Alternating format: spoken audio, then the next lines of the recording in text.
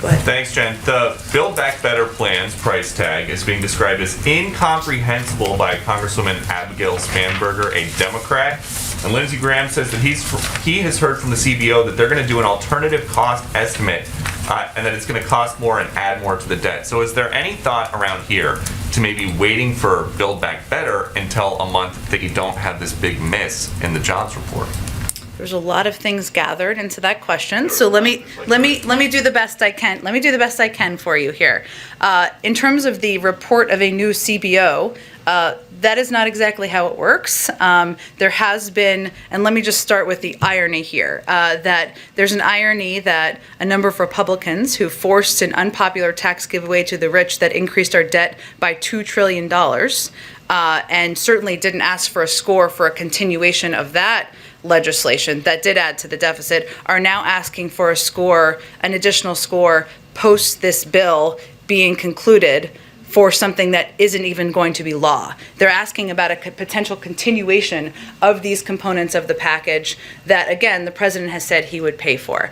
I can't get into the psyche of why. I would suggest that it might have something to do with their opposition to raising taxes on corporations. That seems to get under their skin a little bit. We disagree with them on that front. I would say the CBO has put out a score. A number of economists have put out scores. We have outlined in the past that CBO does not have a great deal of experience scoring components like the IRS tax savings. That's something that the former head of the CBO has also spoken to in the past, and that there are estimates about those cost savings that lead to not only our assessments of the cost and savings from the package, but the assessments by many economists. Okay. On the pandemic, it's been more than 2 weeks since President Biden had a call with Xi, and on that call we know he did not press him to help with the COVID origins investigation because you said that Xi just understands he's supposed to be transparent. So, in the 2+ weeks since, has he helped and been transparent yet?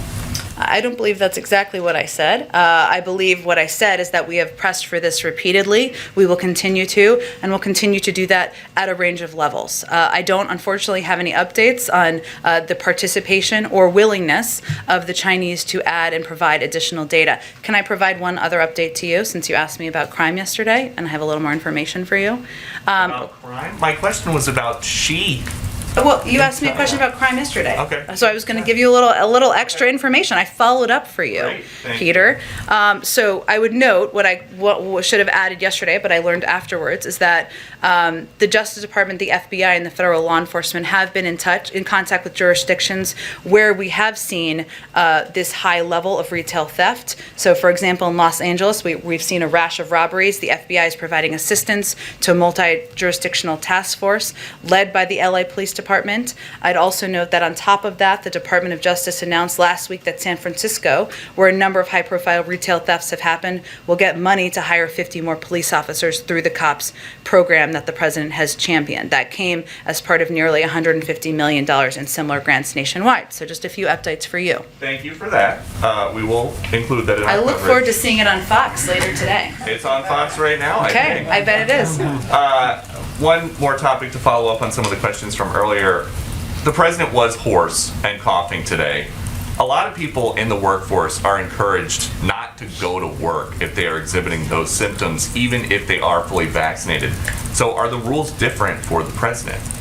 The president, again, was tested, as we put out in a transparent piece of information from his doctor, where he received a response quickly from that test, enabling him to proceed. People also he had a cold, which is what you know from the information put out by the doctor. But as you know from your own experience, it is possible to test negative several times before there's a positive test. So is there any concern about having him at work while he's got these symptoms, even if he is showing negative I can assure you that the president follows every protocol. He wants to keep everyone safe in the White House, and that's why obviously we consult with the doctor and we put out that information to make it available to all of you. Go ahead.